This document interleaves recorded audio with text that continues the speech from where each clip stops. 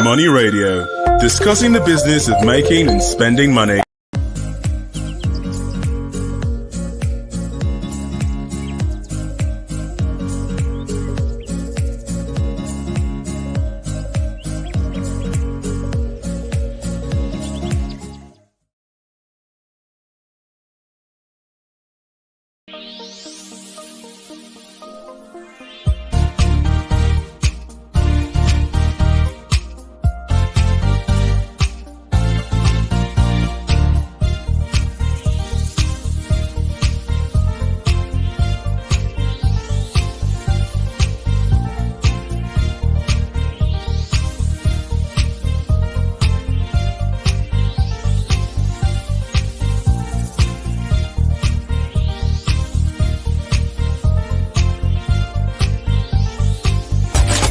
Money Radio, discussing the business of making and spending money.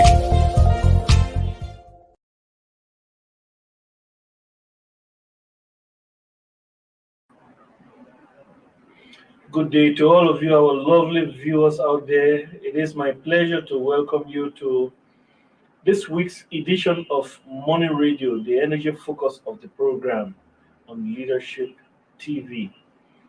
With me in the studio is Mr. Anthony Oko, and I'm your host, Case Hammond, and we are discussing a topic today that says Oil Theft Menace, Urgent Lasting Solutions Required as Fresh Investment Cease.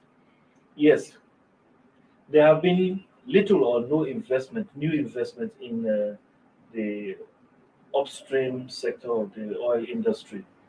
Yeah, upstream oil industry, and that is worrying. Yeah, and it's because mainly for oil theft. When we talk about oil theft, it's like the popular spellers, they say monkey walk, baboon chop. That is what is going on. And nobody would like to invest for other people to reap. So in the oil sector, 2021 was actually a year of increased activity of oil theft. Yes. It has not been like 2020, or it has not been like 2021 before the amnesty program. Yes, since the amnesty program, that was the year of the most oil theft, and that is worrying because of the menace. Little or no investment is coming in, and that is worrying for the entire industry because we need the revenue from the oil sector. And so that's what we are going to discuss today. And if there is no lasting solution to the problem, it's going to affect the economy because government actually gets much of it. So 90% of foreign exchange comes from the oil sector, and then 50 or 60 something percent comes from that is of government revenue comes from oil. So when we have this kind of problem, it is worrying. So let's keep on give us an update. What's going on in that sector? Yes, like you rightly pointed out, oil theft and pipeline vandalism Yeah. assumed a very worrisome dimension last year, 2021. And last week, Wood Mackenzie came out with a report that showed that in the years since after the amnesty program, which made the Niger Delta militants to down tools, Yes. Nigeria has not recorded the level of vandalism and oil theft recorded. So it was a record high. In fact, in their own words, they said oil theft has gone beyond a crisis point. Wow. Crisis point in Nigeria. We have seen where Nigeria is at. There has been so much improvement in the price of oil, but Nigeria has not been able to make to reap any benefit from this, mainly because it's not able to meet up with his OPEC quota. Not to, he's not meeting up the OPEC quota, which is not even up to its optimal uh, output in the first instance. Yes. Before now, Nigeria could generate up to um, 2.2 Million million barrels. barrels per day. Yeah. And we've seen that figure drop to as low as 1.2. Hmm. And then at OPEC quota of 1.8, Nigeria has not even been meeting up. Even for the month of March, the data that came out indicates that the production still dropped some more by some 70 something thousand Barrels. barrels per day, and you can imagine what much more pressure it puts the country under. So, in terms of revenue generation, the country has not been able to ramp up, and in terms of being able to, new investment, being able to put in more funds to improve the production, the output, the oil companies have been spending much more to preserve the facilities they have already. So it's a very huge opportunity loss. Not that fresh investment are not being made, but investment are not going into producing, um, uh, working on new operations that will increase the oil output. Instead, they've been spending money on protecting what they What they already have, Yes. The and infrastructure the is already available. infrastructure that is already in place, and that is a huge uh, detriment. It's highly detrimental to the country and to the development of the sector that we've seen. I keep wondering, this thing is not, to me, it doesn't seem to be rocket science to know where the theft is going. When you have a pipeline here Mhm. and you notice that there is a shortage here, or there is less pressure, oil pressure in the pipeline, and you know that it can easily be traced. You see that this is where the thing was tampered with. Mhm. You know where that pipeline is going to. So why not get to that route and arrest people who are in that area? Because when you once you get to once you get the lead, you get to the root of where that pipe is leading. I'm talking about that diverted pipe. Where it's leading to. Mm. Once you get to that place, you know that the people there are the ones that are committing this crime, and you can make arrests, and then you can destroy whatever they Has have been. there. But I wonder why it seems so difficult. I think it's so difficult because of the multiple locations, and in fact, I think I'm going to have to go through Yes, I will some of appreciate the that. details. I will appreciate that. The report by Wood Mackenzie, which titled "Nigeria Suffers Record Levels of Oil Theft," said that Shell reported 107 sabotage incidents in 2020 alone. Then oil mining license 17, owned by Ayres Oil and Gas, recorded 66% in 2021, then peaking at 87% oil theft in December. It said ITO at 40% at the peak. And then it now said ND Western reported 300 theft points on a 12-kilometer section of pipeline during the period around OML 34. That is working for me. Three 300 points on a 12-kilometer pipeline. So how do you begin 300? It will mean constructing a new pipeline. So it technically means shutting down that that particular stretch yeah. of You said 12 12 kilometer. 300. 12 kilometer. So is it that they are just each?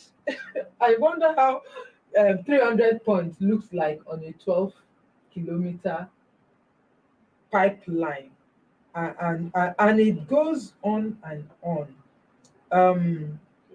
Chevron, any, the it just gives a list of Bonny and Brass pipelines in the Eastern Delta are the worst affected by this oil theft. You know what you're And saying in essence? For every 40 meters, yes, for every 40 meters, you have a vandalism. okay. Every 40 meters. You know,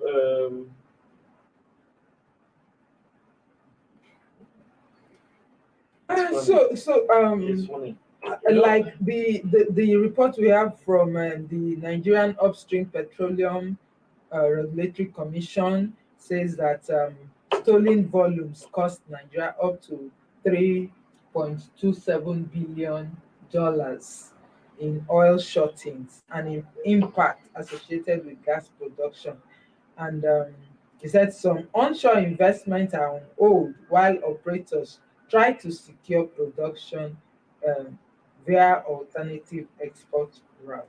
So it's the dimension of oil theft really it took a turn for the worse, such that if Nigeria continues to merely talk about it and then does not do anything proactive and long lasting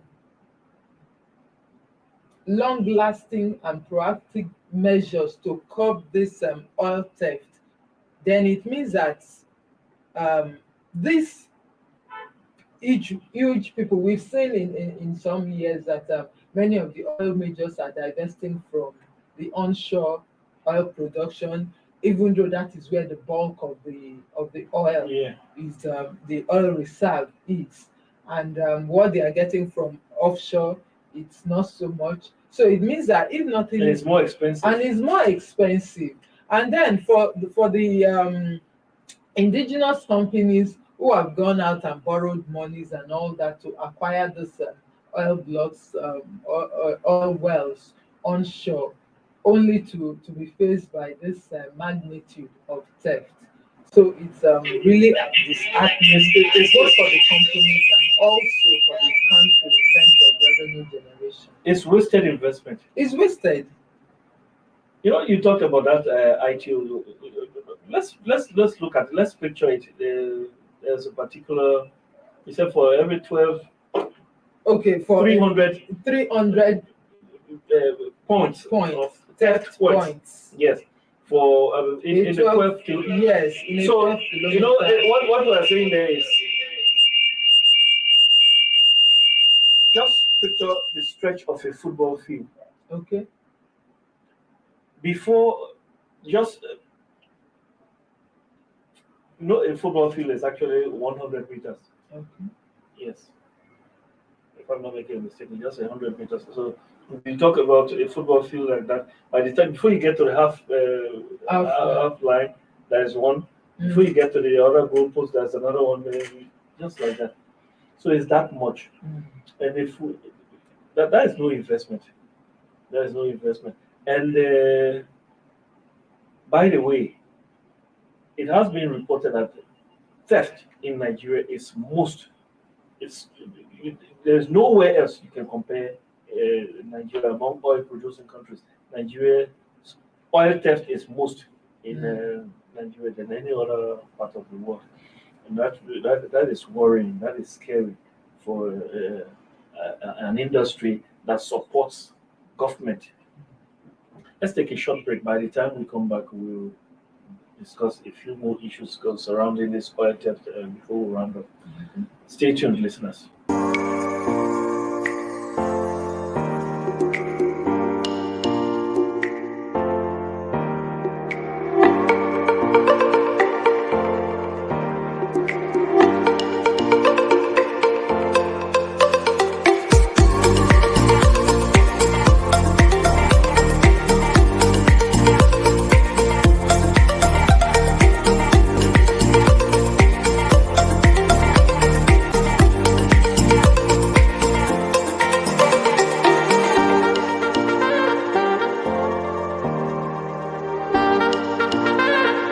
For sponsorship and advert placements, please contact 080-3688-6158. Last Word Leadership Podcast Studio. You have the last word.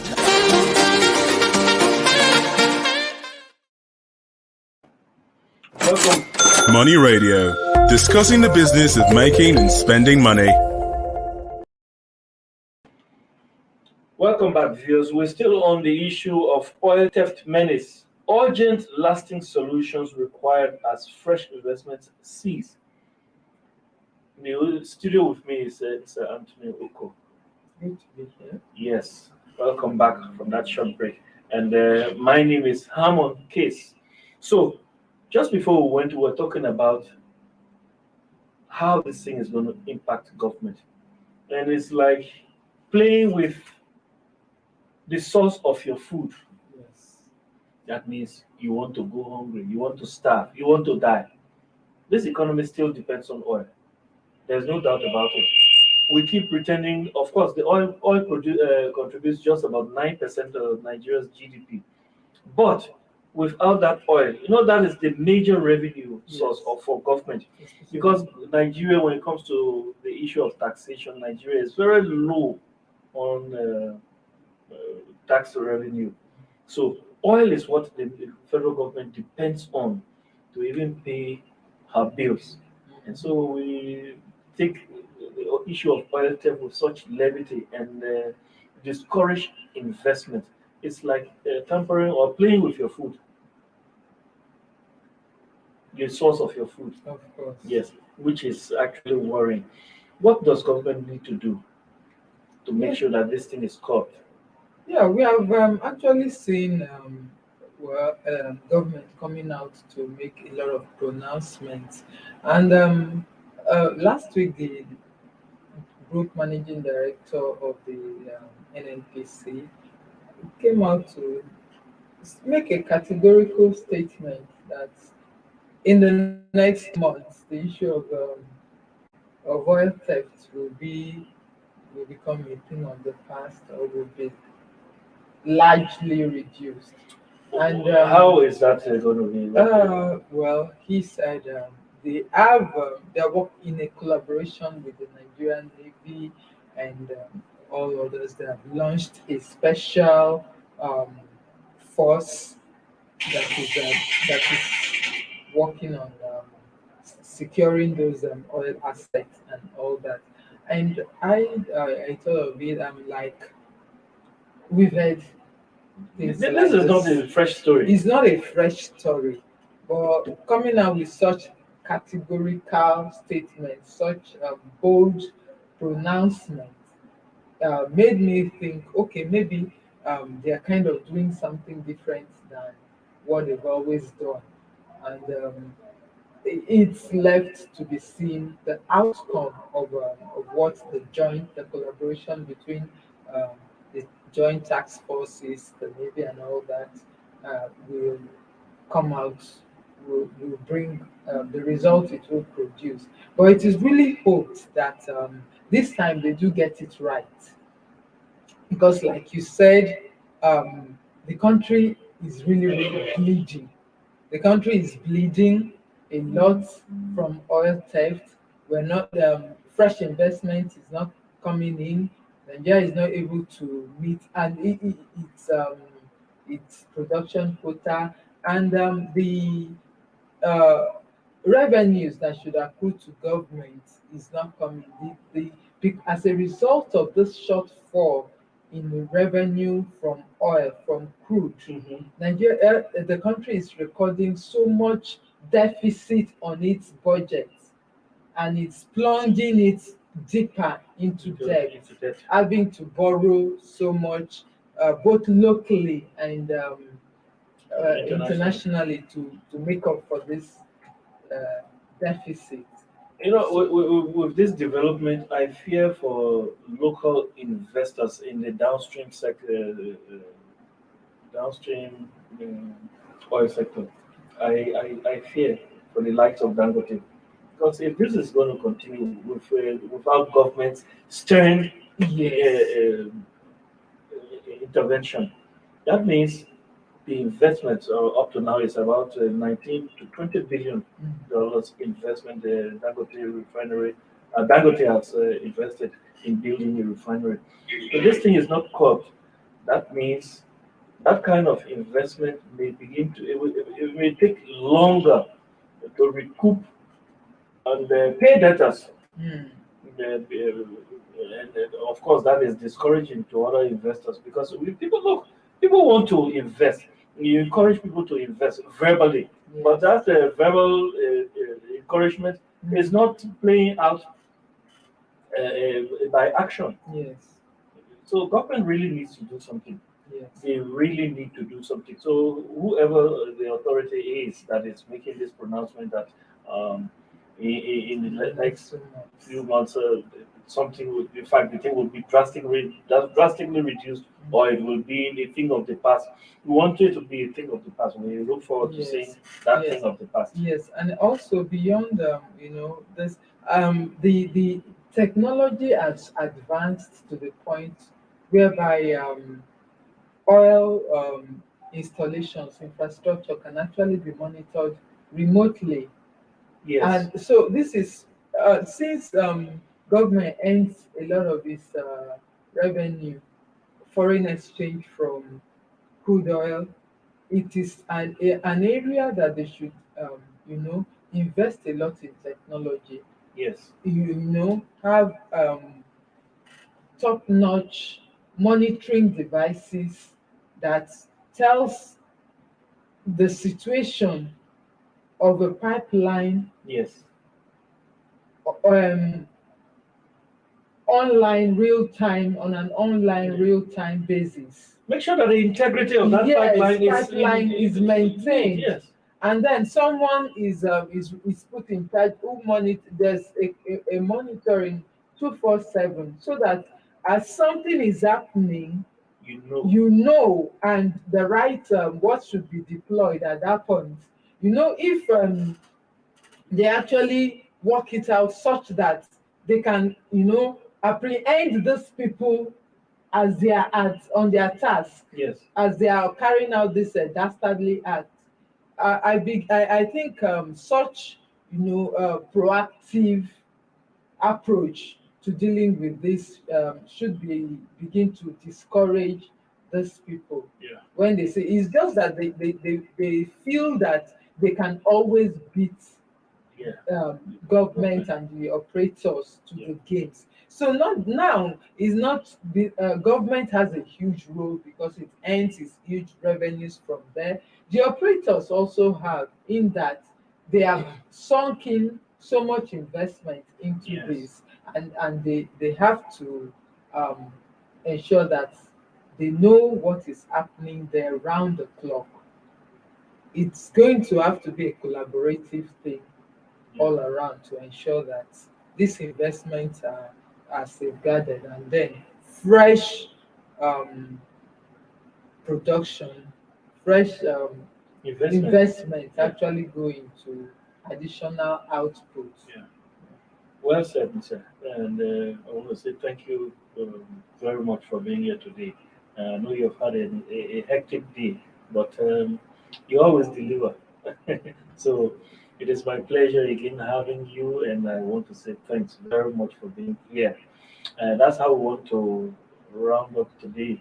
Thanks to you, our producers, also, but we want to say thanks to you mostly, those of you who follow us loyally on this program. I've been your host, Case Hammond. Tomorrow we bring you another bumper edition of Money Radio on Leadership TV. It sounds like an RNA, but just accept it like that. So when we get here tomorrow, we bring you a fresh developing story, and we give you the angles that matter. Until then, have a great day. God bless you, and have a great weekend also. Bye-bye. Thank you for watching. For sponsorship and advert placements, please contact 080-3688-6158. Last Word Leadership Podcast Studio. You have the last word.